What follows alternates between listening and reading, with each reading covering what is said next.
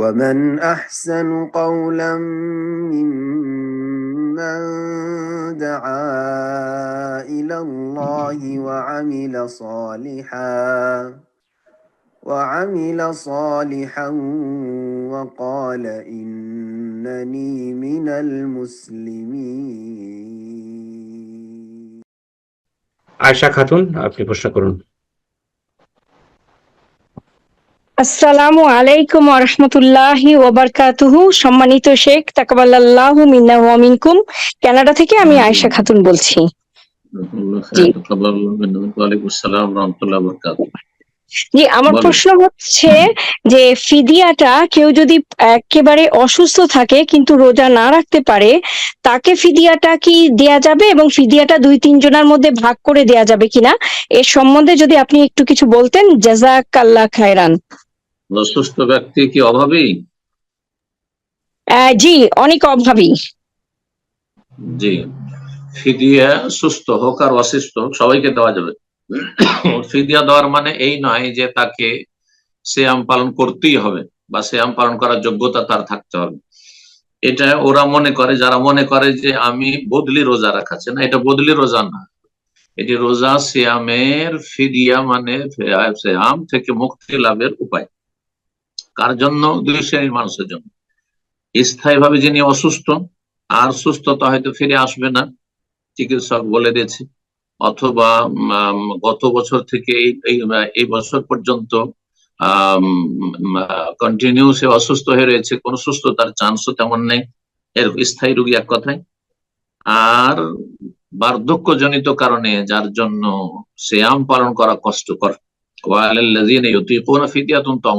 আল্লাহ কোরআনে বলেছেন।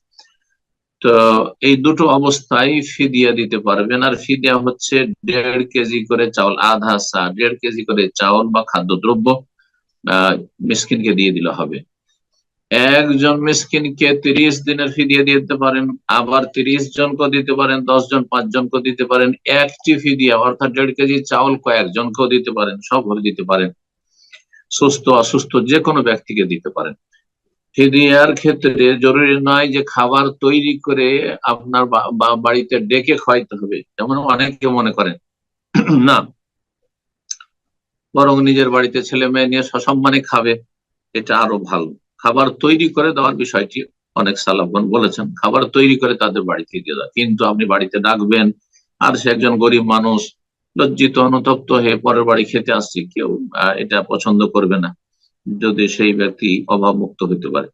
সুতরাং সসম্মানে যাতে গরিব অভাবীরা খায় ওইভাবেই দেবেন। আল্লাহ রাব্বুল তৌফিক দান করুন। জি, প্রশ্ন করবেন মামুন, আপনি প্রশ্ন করুন।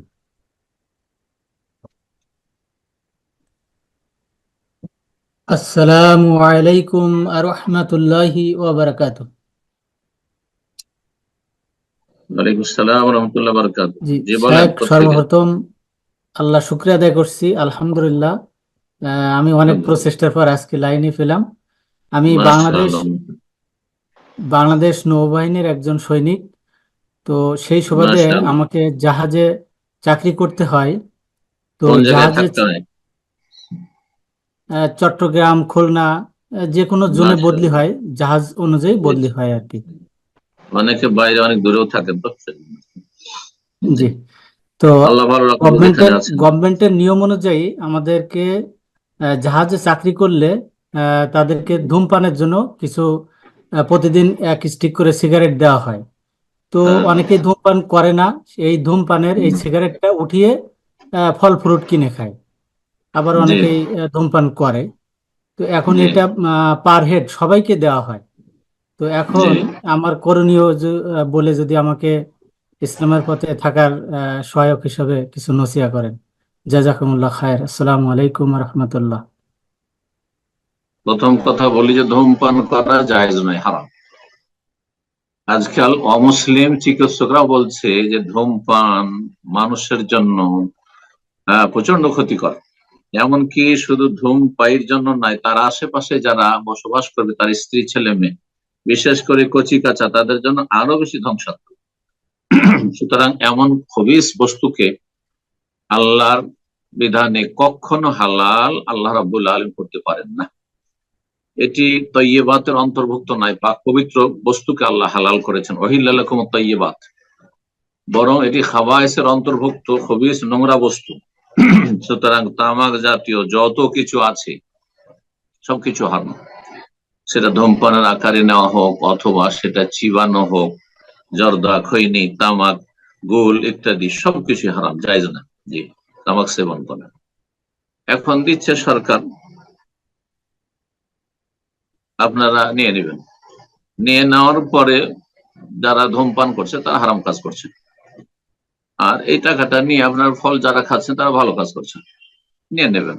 সরকার যে কোনো দান অনুদান দিচ্ছে, তারা কি উদ্দেশ্যে দিচ্ছে?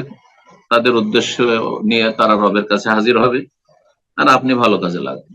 জি, আপনি ভালো কাজে লাগবেন এবং সেটা আপনি ফল ফ্রুট খান, নিজে খান, ছেলে মেয়েকে খাওয়ান, আপনি বাপ মাকে খাওয়ান, দান খেরাত করে দেন, হ্যাঁ, আল্লাহ সন্তুষ্টি অর্জনের জন্য যে কোনো জনকল্যাণমূলক কাজ করেন, সবটাই জায়েজ আপনার জন্য। আপনাকে দিয়ে দেওয়া হয়েছে সরকারের পক্ষ থেকে, আপনি তার মালিক। জি, জাযাকুমুল্লাহ খাইর। বারাকাল্লাহ ফিক। এরপর যে প্রশ্ন করবেন মামুন বাহরাইন থেকে, আপনি প্রশ্ন করুন।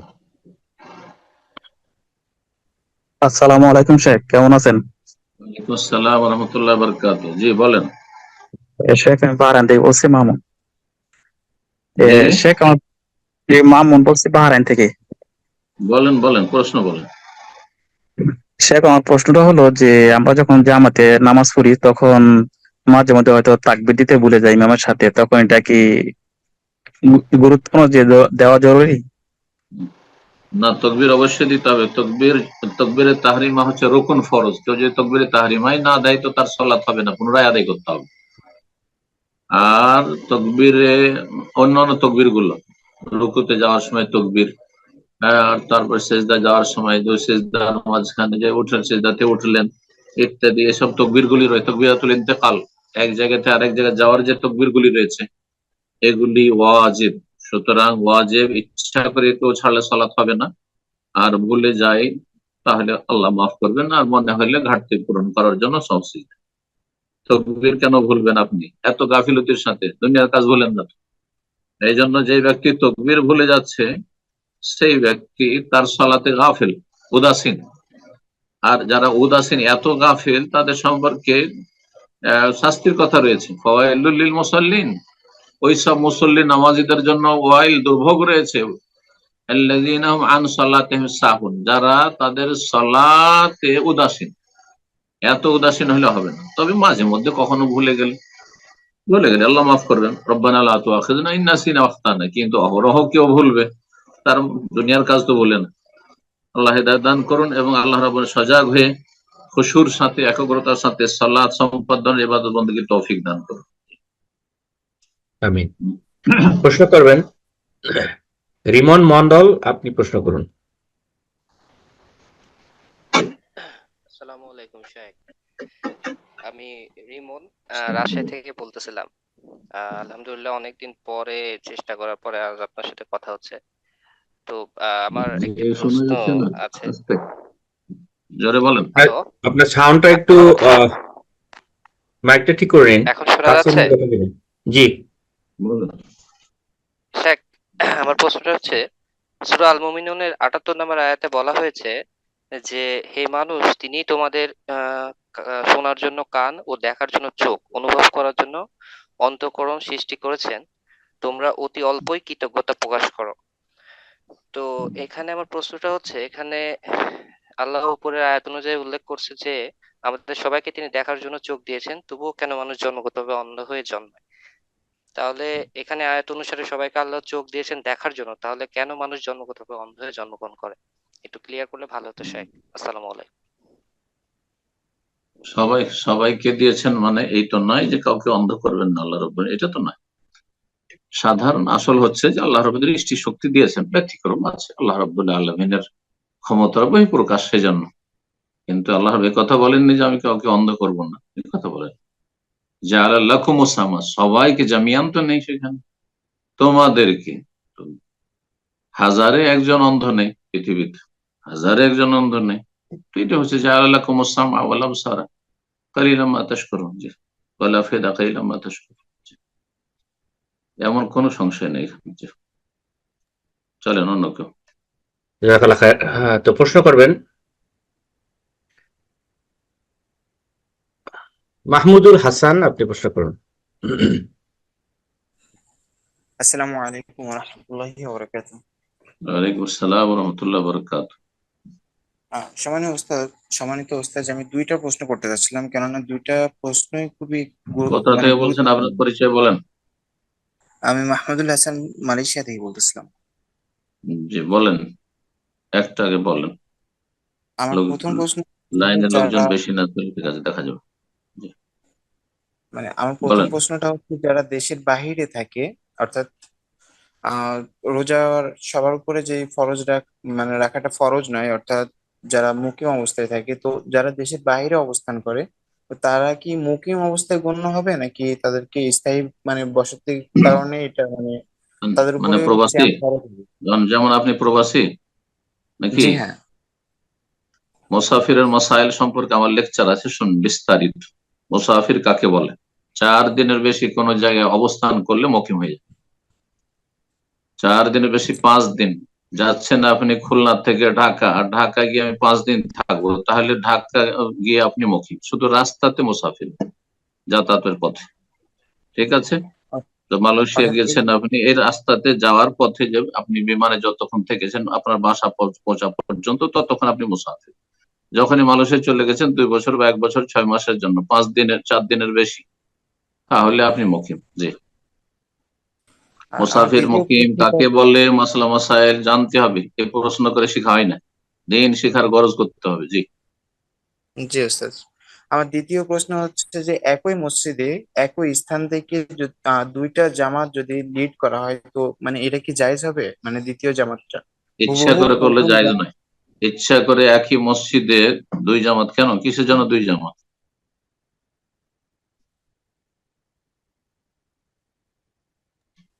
ইচ্ছা করে একই মসজিদে 2 জামাত জায়েজ। মাহমুদুল হাসান, আপনার শেখ আপনাকে প্রশ্ন করছেন, ফোনটা আনমিউট করে নিন, প্রশ্ন উত্তর দিন। জি। ওস্তাদ, 2 জামাত ইচ্ছাকৃত কিসের জন্য? তারা ইচ্ছাকৃত ভাবেই করে, অর্থাৎ একটা জামাত শেষ হওয়ার পরপরই পুনরায় কেউ তাসবিহ তাহলিলও করতে পারে না, এমত অবস্থায় দ্বিতীয় জামাতের জন্য তারা কিসের পুনরায় জন্য এটা। তারা পরে এসেছে এটা বলছেন, না একই সাথে 2 জামাত? জি না, এটা একটা জামাত শেষ হওয়ার পরে পুনরায় আরো একটা জামাত চালু করে আর কি। তো এটা কোনো মুকিম অবস্থায় বা হ্যাঁ, তো যারা কোনো ধরনের মসবুক পরে এসেছে, সালাম ফিরে দিয়ে, যেমন সালাম ফিরে দিয়েছে, দ্বিতীয় জামাত জায়েজ আছে, জায়েজ আছে, মাসলা ইখতিলাফ আছে।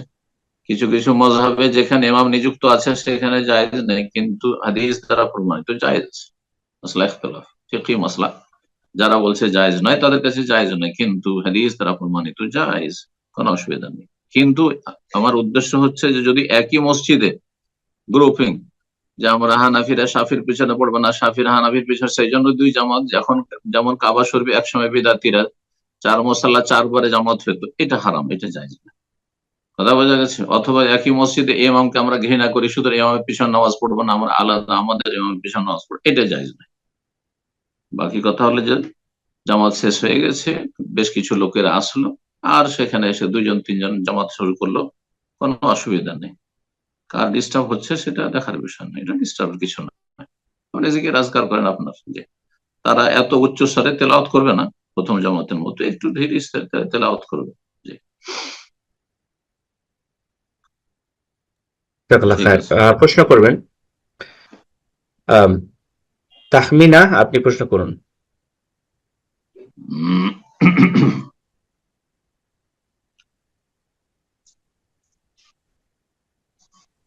আসসালামু আলাইকুম ওয়া রাহমাতুল্লাহি ওয়া বারাকাতুহু। সম্মানিত শাইখ, আমার প্রশ্ন হচ্ছে, আমি জি, একবার কোথা থেকে বলছেন? যে আমি নিউ ইয়র্ক থেকে বলছি, বলেন, আমার বলেন। প্রশ্ন হচ্ছে, আমি শুনেছি যে ব্যবহৃত স্বর্ণের যাকাত দিতে হয় না। তো আমরা যারা মহিলারা, তাদের তো সব স্বর্ণই আমরা ইউজ করি, আমরা রেখে দিই ব্যাংকে এবং বিভিন্ন অকেশনে নিয়ে আসি, যেমন কোনো ঈদ অনুষ্ঠান পার্টিতে, তো সবই আমরা ব্যবহার করার জন্য। আর আমার মেয়ের কিছু ছোটবেলার উপহার সোনা আছে, ওগুলো সে এখন পড়ে না, তো ওইটা কি অভিহিত, ওইটা কি জাকাত দিতে হবে, নাকি আমার পুরো স্বর্ণের জাকাত দিতে হবে, একটু জানাবেন। ব্যবহৃত স্বর্ণে জাকাত দিতে হয় না, এটা তো বা মাসলা এমন নয় যে সমস্ত ওলামা ইকরাম একমত। মাসলা এদি মত রয়েছে।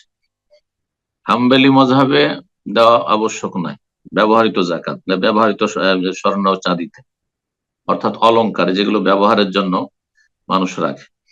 কিন্তু হানাফি মজহাবে ফরজ। সুতরাং আমাদের দেশের মানুষরা মূলত হানাফি মহল থেকে এসছে, সুতরাং তাদের মজহাবে ফরজ।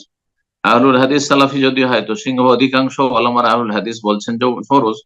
শেখ ইবনে বাজ রাহমাহুল্লাহ সৌদি আরবের প্রধান মুফতি, কিন্তু তিনি বলতেন, তিনি যেহেতু সালাফি আলেম, যদিও তিনি বংশগত অথবা আপনার এখানে সিংহভাগ হাম্বলিরা রয়েছে, কিন্তু তিনি ফতোয়া দিতেন না, দিতে হবে, অলংকারে জাকাত রয়েছে। সুতরাং আপনি সুবিধাবোধী ফতোয়া থেকে জানলেন যে জাকাত দিতে হয় না? অবশ্যই জাকাত দিতে হয়। সতর্কতা, ইমানের সতর্কতা যে অলংকার, ব্যবহৃত অলংকারে জাকাত দিবে।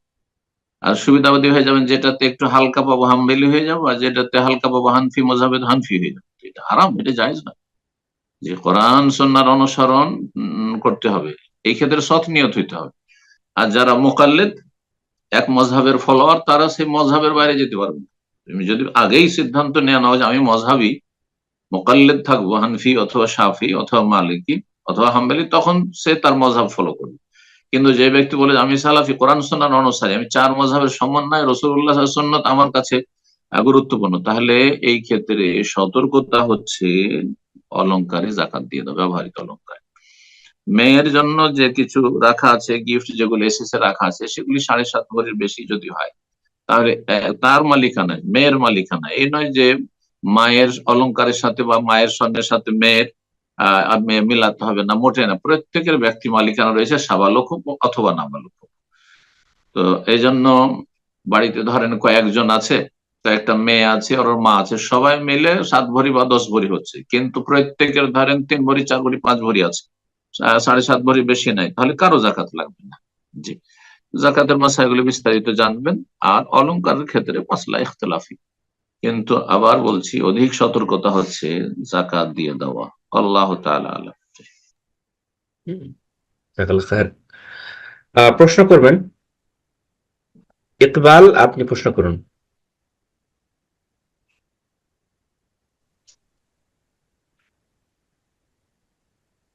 কি আপনার ফোন আনমিউট হয়েছে? আপনি প্রশ্ন করুন।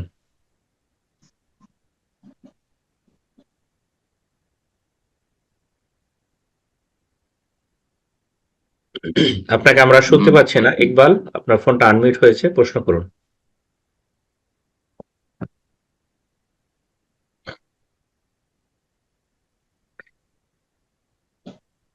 আমরা বেশি সময় দিতে পারছি না, তো ইনশাআল্লাহ পরবর্তী আরেকজনকে আমরা সুযোগ করে দিচ্ছি, প্রশ্ন করবেন।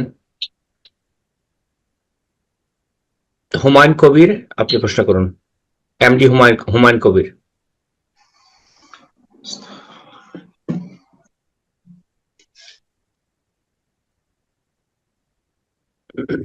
জি, আপনার ফোন আনমিউট হয়েছে, প্রশ্ন করুন। হুমায়ুন কবির, আপনি ফোনটাকে আবারও মিউট করে নিলেন, জানি না কেন। আপনি ফোনটা আনমিউট করে নিন, প্রশ্ন করুন।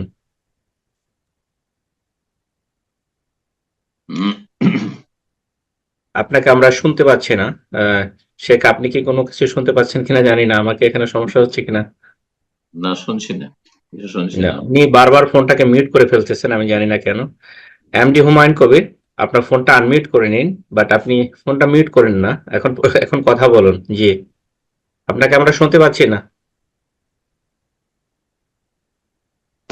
ওখানে সমস্যা। রাহমাতুল্লাহ। ওয়ালাইকুম জি, আসসালাম ওয়া রাহমাতুল্লাহি ওয়া বারাকাতুহু। জি, বলেন কোথা থেকে বলছেন?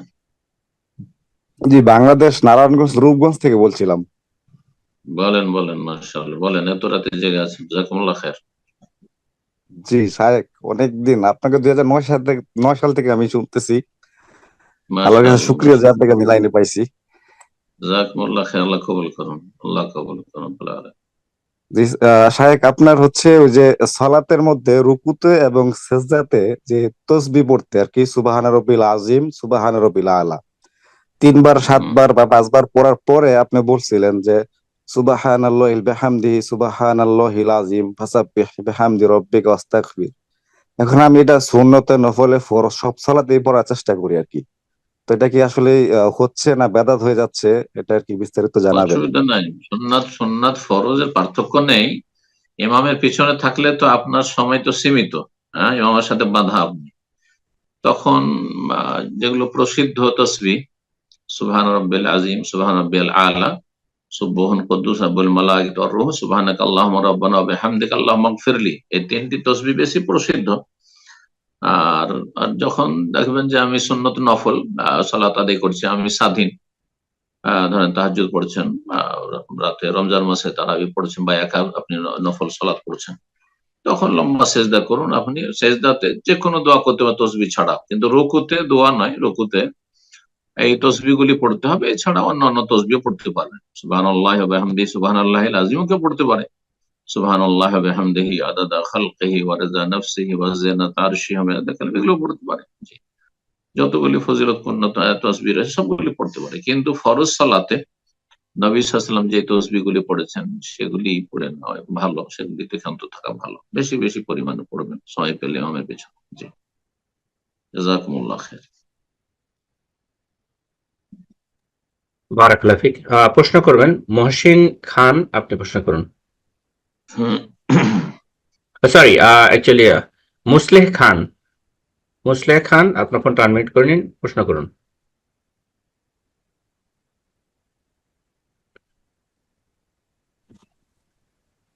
জি হ্যালো, আসসালামু আলাইকুম রাহমাতুল্লাহ। ওয়ালাইকুম আসসালাম ওয়া রাহমাতুল্লাহি ওয়া বারাকাতুহু। জি শেখ, আমি বাংলাদেশ থেকে বলতেছি, নোয়াখালী থেকে। আপনার সাথে ওই যে কিছুদিন আগে দুবাইয়ের যে কনফারেন্স ছিল ওইখানে আমার দেখা হয়েছিল আর কি। আচ্ছা আচ্ছা, তো আলহামদুলিল্লাহ আমার সৌভাগ্য হয়েছিল আপনার সাথে দেখা করার। আমার একটা জি শেখ, আমার একটা প্রশ্ন ছিল, এটা আসলে আজকের যে বিষয়বস্তু ওই সম্পর্কে না, ওই একটা ব্যবসার সম্পর্কে আর কি। আমি কি করতে পারবো প্রশ্নটা? বল। জি, এটা হচ্ছিল ওই যে আমার বোনের হাজবেন্ড আর কি। তো উনি টাকা ইনভেস্ট করে ব্যবসার জন্য আমাকে দিয়েছিলেন আর কি, মানে দোকানটা সম্পূর্ণ উনিই দিয়েছিলেন। তো ওনার ব্যবসাটাকে পরিচালনা করার জন্য আমাকে দায়িত্ব দিয়েছিলেন আর কি।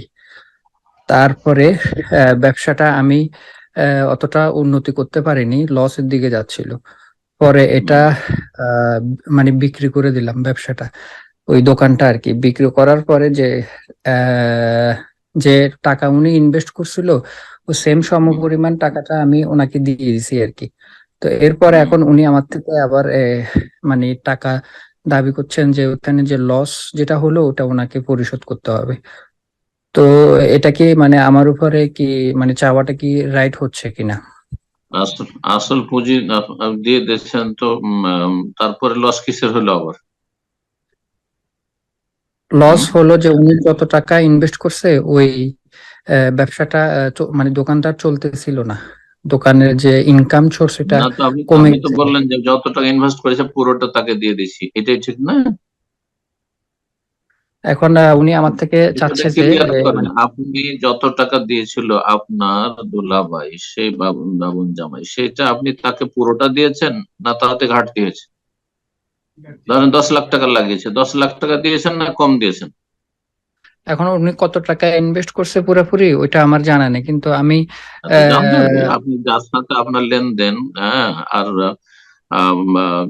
দ্বন্দ্ব, তার কাছে জানতে হবে যে আপনি কত টাকা ইনভেস্ট করে আমাকে দিয়েছেন, তারপরে আপনি কি শর্তে আপনি কাজে লেগেছেন। আপনি বেতনের উপর কাজ করছিলেন না আপনি তার পার্টনার হিসাবে কাজ করছিলেন, না তার সাথে এরকম চুক্তি ছিল যে আপনার পয়সা আমার শ্রম, আর আমি যথাসাধ্য চেষ্টা করব আপনার ব্যবসাকে উন্নত করার, আল্লাহ যদি তৌফিক দেয়। যদি না পারি তাহলে আপনার তো পয়সা দিয়ে পয়সা ইনভেস্ট করেনি, তাহলে কিসের আপনার এখানে ক্ষতিপূরণ দিতে হবে। ক্ষতি কখন দিতে হবে? একটি অবস্থায় শুধু দিতে হবে, যদি আপনাকে সেটা কার্যে হাসানা দেয়।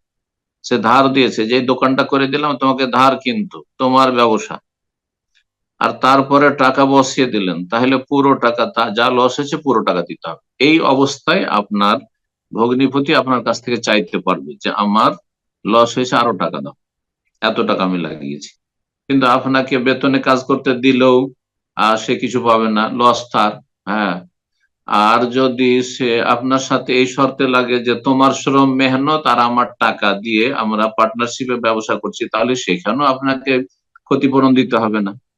এটা হচ্ছে শরীয়ত। জি, জাযাকুমুল্লাহ।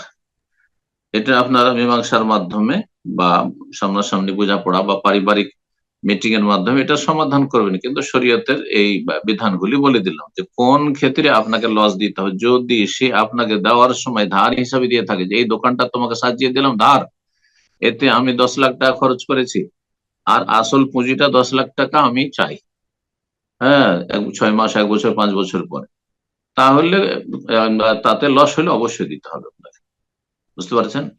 এছাড়া অন্যান্য অবস্থায় দিতে হবে না। জাযাকাল্লাহ খায়ের। প্রশ্ন করবেন আব্দুল্লাহ বিন আব্দুর রহমান, আপনি প্রশ্ন করুন।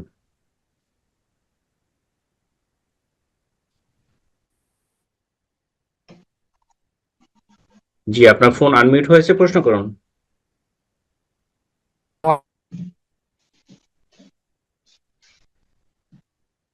সম্ভবত আপনার নেট প্রবলেম হচ্ছে, আপনাকে আমরা শুনতে পাচ্ছি না। একটু মাইকটা চেক করে নিন অথবা নেট চেক করে নিন ইনশাআল্লাহ। আব্দুল্লাহ বিন আব্দুর রহমান।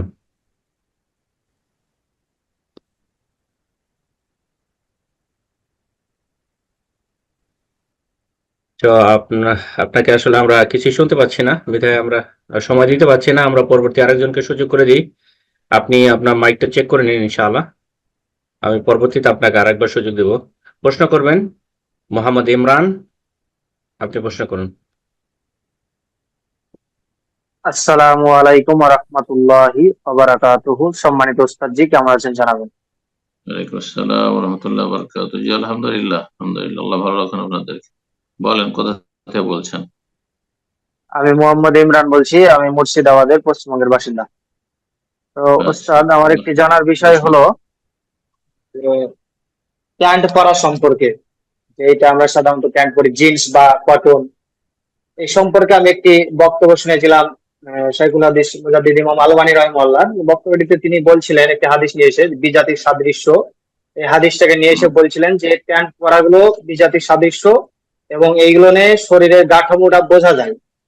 তো এবার বলছেন যে তিনি যে যদিও প্যান্ট পরে কোনো কারণে, তো হাঁটু পর্যন্ত, হাঁটুর নিচের অংশ পর্যন্ত মানে কাপড় পরতে হয়, অর্থাৎ যেটা বোঝা যাচ্ছে পাঞ্জাবি, হাঁটুর নিচ পর্যন্ত পাঞ্জাবি বা কুর্তা এগুলো পরিধান করতে হয়। তো আমাদের অনেক ক্ষেত্রেই কাজকর্মের ক্ষেত্রে বা বিভিন্ন ক্ষেত্রে প্যান্টটাকে আমাদের বেশি ইউজ করতে হয় এবং এটা সেরকম আমাদের ইউজ করি না বললেই চলে। যদিও আমার কথা যদি বলি, আমি সাধারণত ট্রাউজার কোয়ালিটি প্যান্ট গুলো ইউজ করি, যেগুলো পাঞ্জাবির সাথে মনে হয় যে এগুলো প্যান্ট নয়, পাঞ্জাবেরই অংশ তাই মনে হয়। তো এইখানে আমাদের করণীয় এই এই এই ফতোয়াটি তিনি ফতোয়া আলবানি তো নিয়ে এসেছেন, তো এখানে আমাদের করণীয় কি? আমরা কি প্যান্ট পরবো না নাকি লুঙ্গি পরিধান করবো, না তার কথা কতটুকু কোরআন সুন্নাহ ভিত্তিক জানিয়ে উপকৃত করবেন? জাযাকাল্লাহু খাইর। প্যান্ট পরার হুকুম সম্পর্কে জিজ্ঞেস করেছেন আর আল্লামা আলবানী রাহমাহুল্লাহর ফতোয়া উল্লেখ করেছেন। আমি জানি আল্লামা আলবানী রাহমাহুল্লাহ প্যান্ট পরাকে বিজাতির অনুকরণ মনে করতেন, কিন্তু তার সাথে অন্যান্য সমস্ত সালাফি উলামারা একমত নন। শেখ ইবনে বাজ, ইবনে উসাইমিন, আর শেখ সালেহ আল অন্যান্য আর আইমায়ে কেরাম। সুতরাং প্যান্ট পরা নাজায়েজ, এই ফতোয়া ঠিক নয়। জি, তবে অনুত্তম প্যান্ট পরা, কারণ তাতে শারীরিক গঠন বোঝা যাচ্ছে, পায়ের সাথে লেগে আছে, শরীর অঙ্গ প্রত্যঙ্গের সাথে লেগে আছে, সেটা টাইট হলে আরো বেশি, আর ঢিলা হলেও বোঝা যাচ্ছে। এই জন্য তার মধ্যে না জুব্বা পড়তে হবে, যাতে মানে শরীরের ফাটল, দুটো পা ধরেন, এসব কিছু বোঝা যাচ্ছে না, অঙ্গ প্রত্যঙ্গ এসব বোঝা যাচ্ছে না, এটা তার মত। কিন্তু এই মতের সাথে অন্যান্য সালাফি উলামার একমত নয়।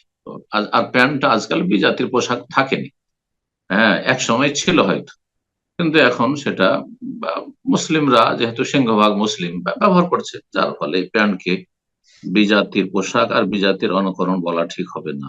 জি, আল্লাহ তাআলা আলাম। জি, জাযাকাল্লাহ। জাযাকাল্লাহ খায়ের। প্যান্ট পরা ইনশাআল্লাহ আমি আবারও সুযোগ করে দেব। আব্দুল্লাহ বিন আব্দুর রহমান, আপনার ফোনটা আনমিউট করে নিন, প্রশ্ন করুন।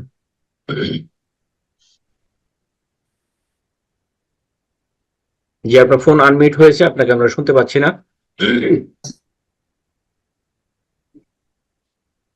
এ পর্যায়ে আমরা আরেকজনকে সুযোগ করে দিই, প্রশ্ন করবেন। রাকিব হুসাইন, আপনি প্রশ্ন করুন।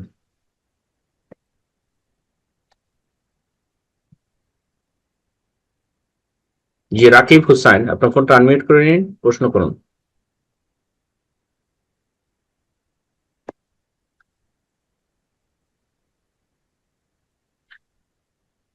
সম্মানিত দিনী ভাই বোনেরা, যারা হ্যান্ড রেজ করেছেন প্রশ্ন করার উদ্দেশ্যে, আপনারা একটু মনোযোগ আকর্ষণ করবেন। আপনাদের মনোযোগ আকর্ষণ করছি, আপনারা একটু খেয়াল করবেন। আপনার নাম মেনশন করার সাথে সাথে ফোনটাকে আনমিউট করতে বলা হচ্ছে আপনার স্ক্রিনে, আপনি ফোনটাকে আনমিউট করে নিন, প্রশ্ন করুন।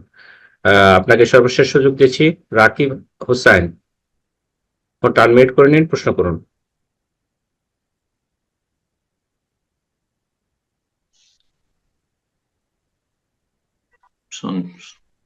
সরি, আমরা আসলে আর সময় দিতে পারছি না, আমরা পরবর্তী আরেকজনকে সুযোগ করে দিচ্ছি।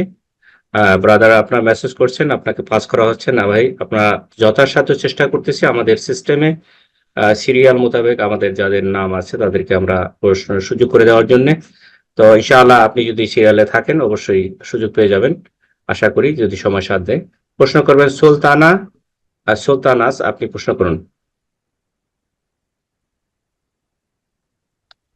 আসসালামু আলাইকুম ওয়া রাহমাতুল্লাহি ওয়া বারাকাতুহু।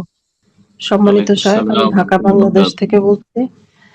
জি সাহেব, আমার প্রশ্ন হলো যে আমি আপনাদের তো রমাদান শুরু হয়ে গেল সৌদি আরবে, তো এখন আমি তো বাংলাদেশে থেকে যদি এই শেষ দিকে রমাদানের শেষ দিকে যাই সৌদি আরবে, তো তাহলে সেই ক্ষেত্রে কি আমার একটা রোজা কম হয়ে যাবে কিনা? বাংলাদেশে তো একদিন পরে রমাদান শুরু হবে, তো সেই ক্ষেত্রে আমার করণীয় কি, যে এটাই জানতে চাচ্ছিলাম। এই ক্ষেত্রে শরীয়তের বিধান হচ্ছে আপনি যেখানে আছেন রমজানের শুরুতে সেখানকার অনুযায়ী সিয়াম রোজা শুরু করবেন। বাংলাদেশে আছেন, সৌদি আরবের সাথে শুরু না করে সেখানকার সাথে শুরু করবেন। আর যেখানে এসে আপনার রমজান শেষ হচ্ছে তাদের সাথে আপনি সিয়ামের সমাপ্তি করবেন, ঈদ করবেন। সুতরাং স্বাভাবিক একটি সিয়াম কমে যাবে। সেই সিয়ামটি, রোজাটি আপনি ঈদের পরের দিন থেকে যে কোনো দিনে রেখে নেবেন। জি, ঈদের দিনে সিয়াম পালন করা জায়েজ নয়, তারপরে আপনি রেখে নেবেন। জি, বারাকাল্লাহু ফিক। আমিন। প্রশ্ন করবেন হাসিনা, আপনি প্রশ্ন করুন।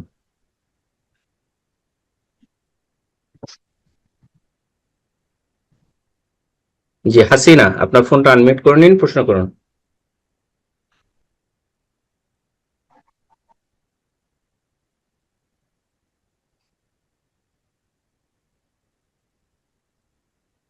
ওকে, ইনশাআল্লাহ আমরা এই পর্যায়ে সুযোগ করে দিব। মিজান জেদ্দা থেকে আপনি প্রশ্ন করুন। মিজান।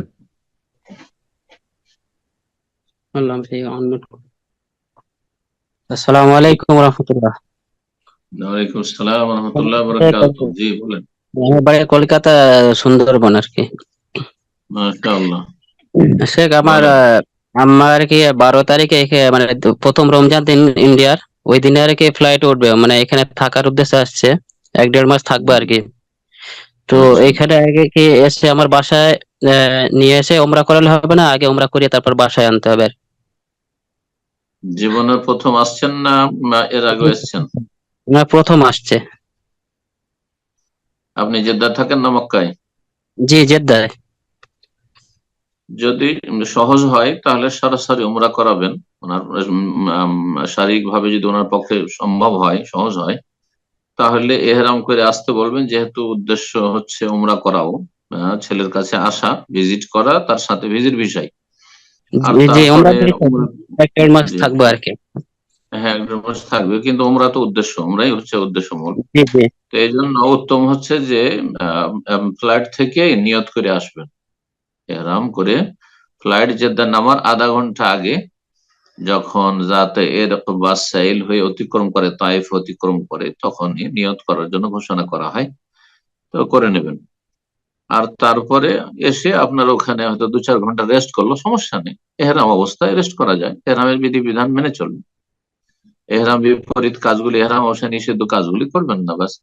আর তারপরে ওখানে 2-4 ঘন্টা রেস্ট করে ঘুমিয়ে আর তারপরে নিয়ে গিয়ে ওমরাটা করিয়ে নেবেন, আর তারপরে জেদ্দা নিয়ে আসবেন, এটা সবচেয়ে ভালো। যেহেতু ওমরা উদ্দেশ্য নিয়ে আসছেন।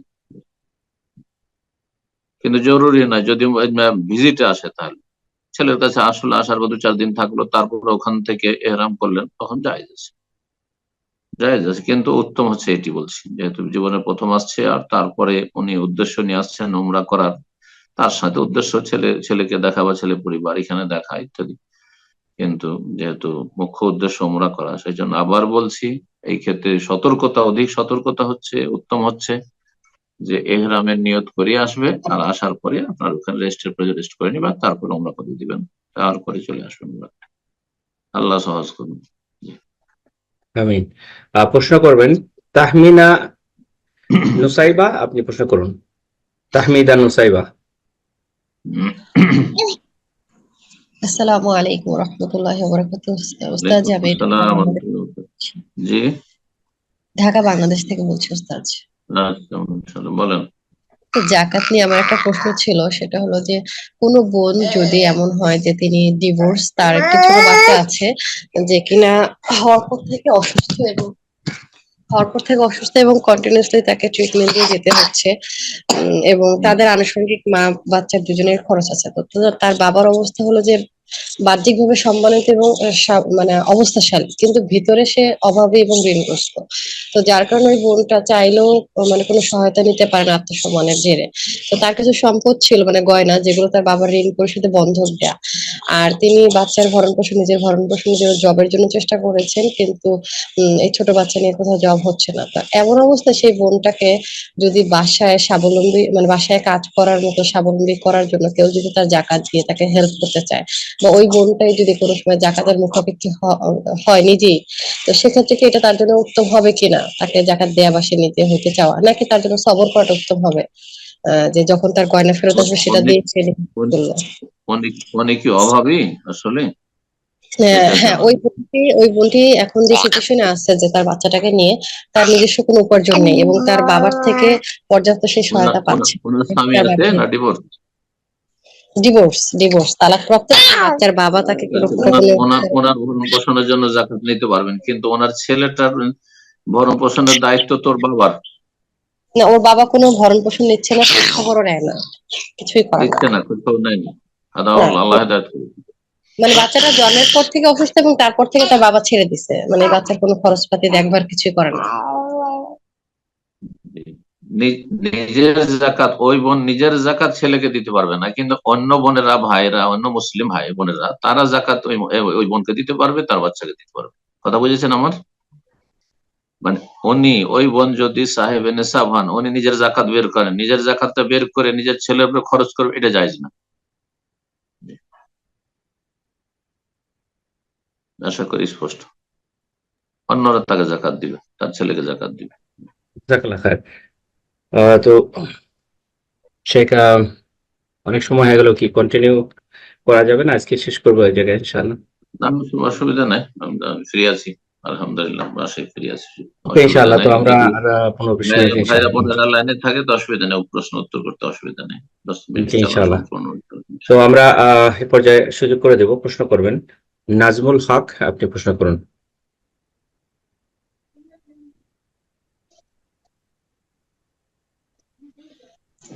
নাজমুল হক, ফোনটা আনমিউট করে নিন, প্রশ্ন করুন।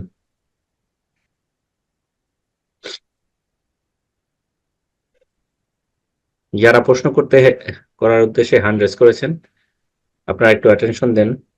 আপনাদের নাম মেনশন করা হচ্ছে নাজমুল হক, আপনি ফোনটা আনমিউট করে প্রশ্ন করুন।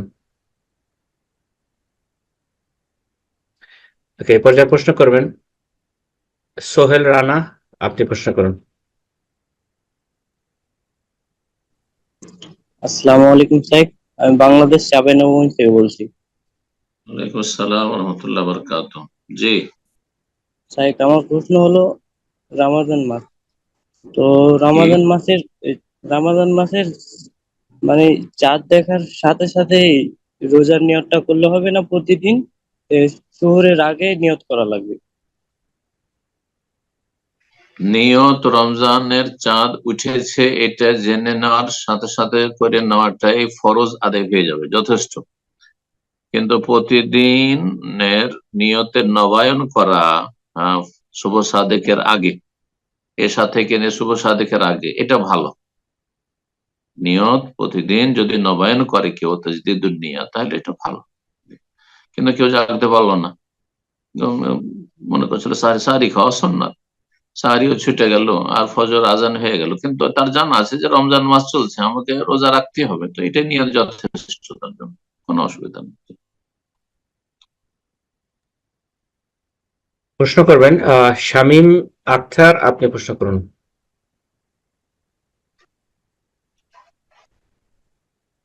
জি, শামীম আখতার, জি। আসসালামু আলাইকুম রহমতুল্লাহি ওয়া বারাকাতুহু। শেখ, ওয়ালাইকুম আসসালাম ওয়া রাহমাতুল্লাহি ওয়া বারাকাতুহু। জি, পশ্চিমবঙ্গের কলকাতা থেকে বলছি আমি। বলেন। আমার অসুস্থর কারণে আমি গত 3 বছর রোজা রাখতে পারিনি। তবে আমার আল্লাহ শিফা দিক। হুম, কন্টিনিউ অসুস্থ? হ্যাঁ, কন্টিনিউয়াস 3 বছর, না কন্টিনিউয়াস 3 বছর কিডনির অসুবিধা, পেশাবের। মাঝখানে ভালো হয়নি? মাঝখানে না, ভালো হয়নি এখনো, না এখনো ওষুধ চলছে। তো আল্লাহ শিফা রোজা দিক। রাখতে পারিনি।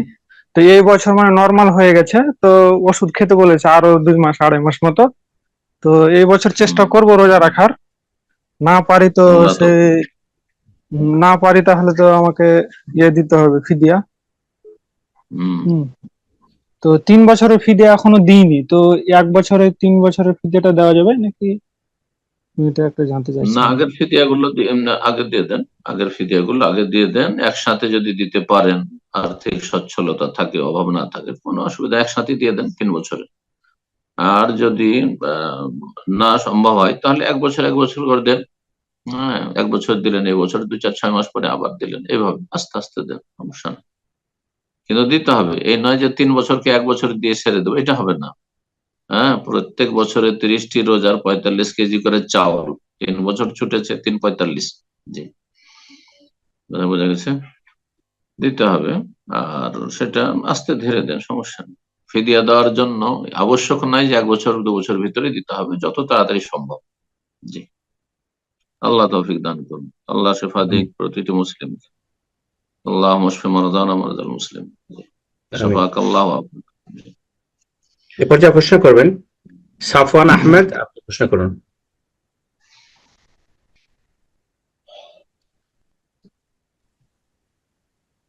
আসসালামু আলাইকুম। ওয়ালাইকুম আসসালাম ওয়া রাহমাতুল্লাহি ওয়া বারাকাতুহু। জি, আমি গত সপ্তাহে প্রশ্ন করছিলাম, যেহেতু শেখ বলছেন যে প্রশ্ন করা যাবে, জন্য আমি আবার হ্যান্ড রেজ করছি। ইকরাম ভাই কিছু মনে করবেন না। প্রশ্ন ছিল আপনার এই ঋণগ্রস্তদের জন্য, যে আপনার যাদের ঋণ আছে, আমি এক জায়গায় শুনছিলাম যে যাদের ঋণ আছে ওদের ওদের জন্য আপনার যে সাদকা অথবা যে আপনার রমজান মাসে যেগুলা যদি কোনো দান সৎকার করতে চায় ওগুলা জায়েজ না, অথবা করা যাবে না, আগে ঋণ শেষ করতে হবে। এরা কতটুকু আপনার যুক্তিযুক্ত, একটু যদি বলতে পারতেন। আর যেহেতু একটাই প্রশ্ন, এটাই। যাকাত না ধন্যবাদ সাদকা? আপনাকে। যাকাত না সাদকা? না, সাদকা, যাকাত না সাদকা? জাকাত না বলতে বলতে আপনার গরিবদেরকে ইফতার করানো, এরকম আর কি, কিছু টাকা পয়সা দেওয়ার ব্যবস্থা না, করার ইচ্ছা গরিবদের আছিল, ইফতার কিন্তু করানো, সাদকা করা, এটা সুন্নাত নফল কাজ, আর ঋণ পরিশোধ করা ফরজ। এই জন্য ঋণ আগে পরিশোধ করে টাকা পয়সা থাকলে দান খায়রাত করবে, সাদকা করবে, না হলে করবে না।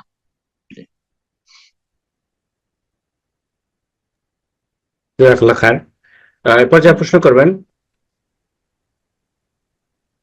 মোমানা আখতার, আপনি প্রশ্ন করুন।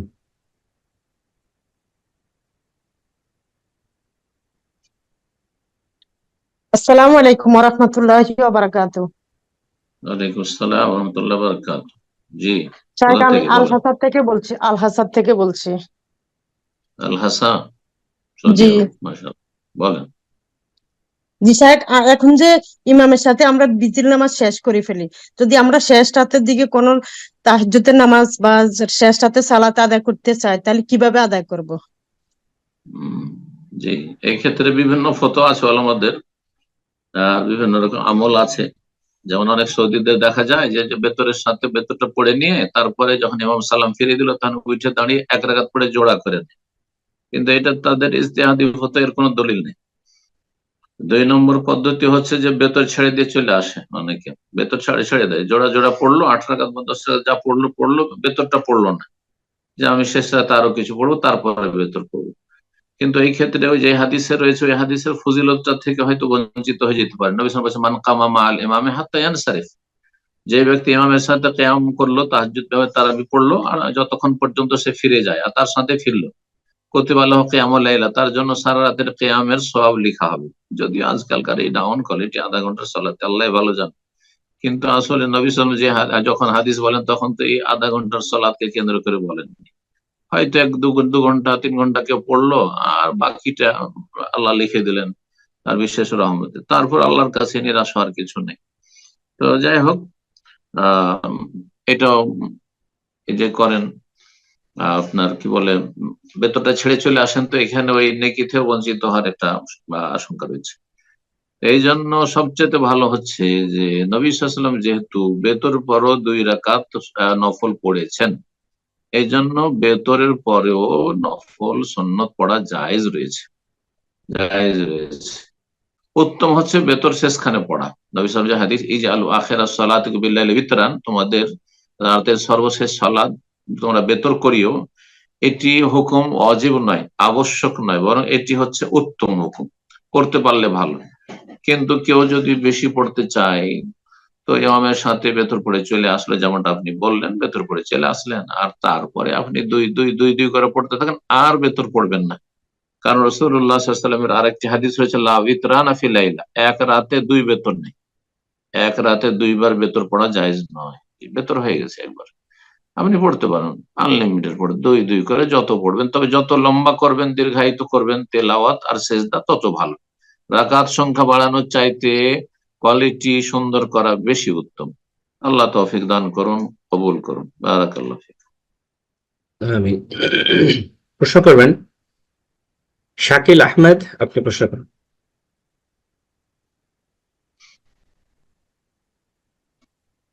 শাকিল আহমেদ। ওয়ালাইকুম আসসালাম ওয়া রাহমাতুল্লাহি ওয়া বারাকাতুহু। জি কেমন বলেন। আছেন শেখ? শেখ, আমি আলহামদুলিল্লাহ, সৌদি আরব ওয়ালাইকুম জেদ্দা থেকে বলছিলাম। একটা কথা বলেন। হলো, আমি কিছুদিন আগে একটা বিষয় জানতে পারছি, সেটা হলো মদিনায় নাকি জিন পাহাড় আছে। তো ওই পাহাড়ের রাস্তার ওখানে নাকি গাড়ি উল্টা দিক চলে, কথাটা কতটুকু সত্য? এটা একটা প্রশ্ন। আর মদিনায় শেখ আরেকটা, পাহাড়ি জি এটাই জানিলেন যথেষ্ট।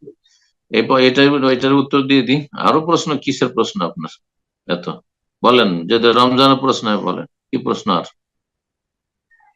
শেখ, আপনি এটার উত্তর দিয়ে দেন, তারপর ওনাকে আনমিউট করবো ইনশাআল্লাহ। যদি উনি রমজান সম্পর্কে প্রশ্ন করেন ইনশাআল্লাহ নেবো আমরা। জি বলছি যে মদিনায় জিন পাহাড়, এই যে জিন পাহাড় বা ওয়াদিল জিন, জিন পাহাড় তো নয়, জিনের মাঠ, ময়দান, এই নামটি ওয়াদিল জিন বলে, এটা ইন্ডিয়ান, পাকিস্তানি, বাংলাদেশিদের কাছে এই নামটি, আরবরা এই নাম জানে না, বুঝছেন না?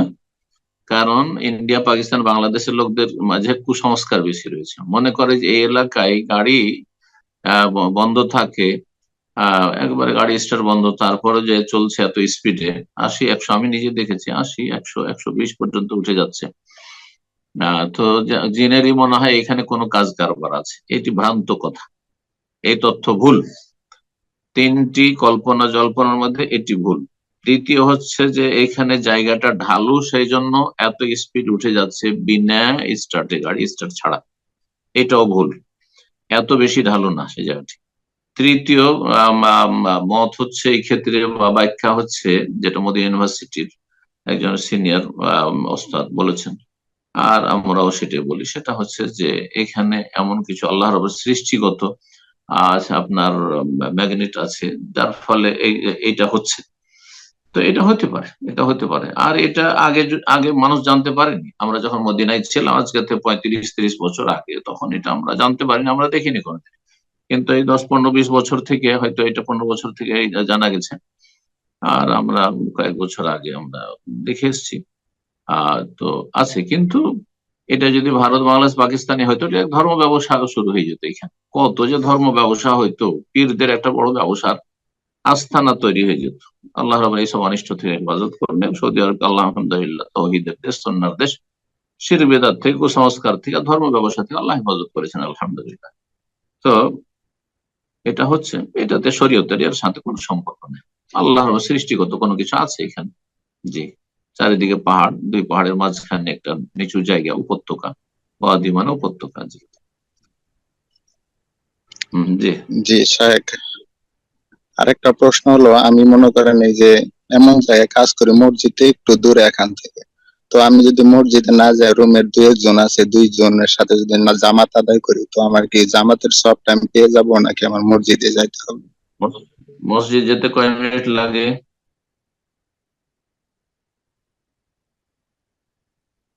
মসজিদ যেতে আপনাকে কয় মিনিট লাগে পায়ে হেঁটে? শাকিল শুনছেন? আহমেদ, আপনার ফোনটা আনমিউট করে নিন। শেখ আপনাকে প্রশ্ন করছেন। জি শায়েখ। মসজিদ যেতে কয় মিনিট লাগে হেঁটে? শায়েখ, মসজিদে যাইতে বেশি সময় লাগে না, কিন্তু রুমের দুই একজন লোক আছে তারা মসজিদে যাইতে চায় না। আমি যদি তাদেরকে নিয়ে পড়ি তাহলে তারা নামাজ পড়ে, আর নাহলে তারা পড়ে না, না। ওরা গুনাহগার হবে, তাদের জন্য আপনি কেন গুনাহগার হবেন? জামাতে সালাত আদায় করা ওয়াজিব, যথাসাধ্য যাবেন, যথাসাধ্য যাবেন, গুনাহগার হবে। সালাত হয়ে গেলেও গুনাহগার হবে, এবং নিয়মিত কন্টিনিউ যদি জামাত ছাড়ে তো বড় গুনাহ হবে, কাবিরা গুনাহ। মাঝে মধ্যে কখনো হয়তো পারলো না, গেল না, বা জামাত শুরু হয়ে গেছে, শেষ হয়ে যাবে, জামাত পাবেন না, তখন জামাত করে নেবে সাথী সঙ্গীদেরকে নিয়ে। কিন্তু এটা অভ্যাস বানিয়ে নেবেন না, এটা জায়েজ নয়।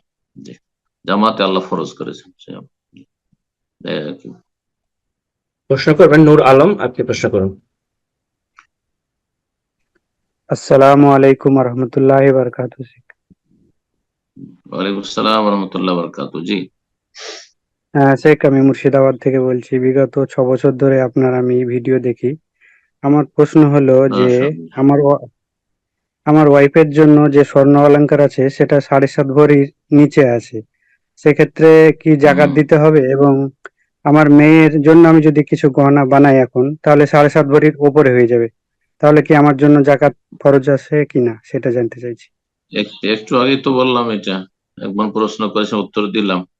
7.5 ভরি প্রত্যেকের মালিকানায় থাকতে হবে। আপনার ওয়াইফেরই তো মালিকানা 7.5 ভরির নাই, আর মেয়ের যখন নেবেন সেটা মেলাবার কোনো প্রয়োজন নেই, আপনার এর সাথে মেলানোর কোনো প্রয়োজন হবে না। জি, সুতরাং মেয়ের 7 ভরি আছে, আর আপনার মেয়ের মায়েরও 7 ভরি আছে, জাকাত ফরজ হয়। তবে জাকাত কেউ যদি দেয় সাদাকা হবে, সেটা নফল। প্রশ্ন করবেন শাহরিন চৌধুরী, আপনি প্রশ্ন করুন। আসসালামু আলাইকুম রহমতুল্লাহি ওয়া বারাকাতুহু। আমি নিউ ইয়র্ক থেকে ওয়ালাইকুম বলছি। আসসালাম ওয়া রাহমাতুল্লাহি ওয়া বারাকাতুহু। জি বলেন। আমার এই প্রশ্নটা অবশ্য আমার না, একজন আমাকে বলছে যে প্রশ্ন করে দিতে। প্রশ্নটা হচ্ছে জানি হোক, উত্তর একই হবে।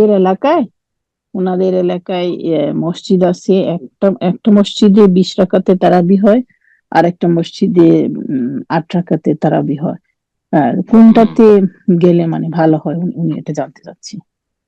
8 রাকাত সংখ্যার দিক থেকে নবী সাল্লাল্লাহু আলাইহি ওয়াসাল্লামের সুন্নত, আর তার সাথে কোয়ালিটি, রুকু, সেজদা ধীর স্থির, তেলাওয়াত ধীর স্থিরতার সাথে হচ্ছে, তাহলে সে মসজিদে সালাত আদায় করবে।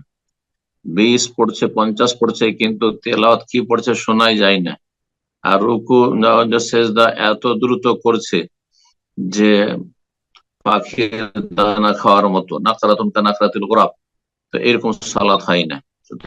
সাধারণত যারা 20 পড়ে তারা পড়ে, তাদের পেছনে এভাবে সালাত হবে না, এইসব সালাত হয়নি। রাকাত সংখ্যার দিক থেকে নবী সাল্লাল্লাহু আলাইহি ওয়াসাল্লাম কোয়ালিটিটা সুন্দর করলে আরো ভালো সুন্নাত হয়ে যায়। দুই দিক থেকে সুন্নাতটা পালন করার চেষ্টা করতে হবে, কোয়ালিটিও যেন ভালো হয় আর পরিমাণটা 8 সীমিত নয়। কখনো কেউ যদি 20, 30, 40, 50, 100 পড়ে কোনো অসুবিধা নেই, নফল পড়ছে, নফলে নিয়ত পড়বে, কিন্তু কেউ বলবে না যে নবী সাল্লাল্লাহু আলাইহি ওয়াসাল্লাম 20 পড়েছেন। এটা যদি বলে কেউ তো মিথ্যা বলবে। নবী সাল্লাল্লাহু আলাইহি ওয়াসাল্লামের সুন্নাত 20 নয়, এই মর্মে যেসব হাদিস রয়েছে সবগুলি জয়ীফ, জাল, সহি না। প্রোগ্রাম হলো, যদিও সবকিছু আল্লাহ রাব্বুল আলামিন সবকিছু আমাদের ব্যতিক্রম হয়েছে, তা ইনশাআল্লাহ নিয়মিত এই সম্পর্কে ইসলাম ও সাহেব জানার চেষ্টা করবেন, এবং আল্লাহ রাব্বুল আলামিন যেন আমাদেরকে উপকারী জ্ঞান দান করেন, আমল করার তৌফিক দান করেন, নেক এবং গুনাহের কাজ থেকে ফিরে আসার তৌফিক দান করেন। আল্লাহ রাব্বুল আলামিন আমাদের ছেলে মেয়েদের ঈমান ইসলামী তরবিয়তকে আল্লাহ সহজ করে দেন। অসুস্থ ব্যক্তিদেরকে আল্লাহ শেফা আফিয়ত দান করুন, এবং যারা বিপদগ্রস্ত, বালা মুসিবত রয়েছেন, বালা মুসিবত বিপদ আল্লাহ দূর করে দেন। যারা অভাবে রয়েছেন মুসলিম ভাই বোন, আল্লাহ তাদের অভাবকে দূর করে দেন। যারা মজলুম হয়ে রয়েছেন তাদের আল্লাহ রাব্বুল আলামিন জুলমকে দূর করুন এবং জালেমদেরকে আল্লাহ রাব সর্বনাশ করুন। আল্লাহ রাব্বুল আলামিন মুসলিম ভাই বোনদের হেফাজত করুন, ঈমান, আমল, দিন, দুনিয়া সবকিছুর আল্লাহ হেফাজত করুন। রুজিতে আল্লাহ বরকত দান করুন, সমস্ত অনিষ্ট থেকে, ফিতনা থেকে আল্লাহ হেফাজতে রাখুন, পাপ থেকে বেঁচে থাকার তৌফিক দান করুন। রব্বানা আতিনা ফিদ দুনিয়া হাসানা ওয়া ফিল আখিরাতি হাসানা ওয়া কিনা আযাবান নার। ربنا ظلمنا أنفسنا وإن لم تغفر لنا وترحمنا لنكونن من الخاسرين. ربنا تقبل منا إنك أنت السميع العليم وتب علينا إنك أنت التواب الرحيم. وصلى الله وسلم على نبينا محمد وعلى آله وصحبه أجمعين.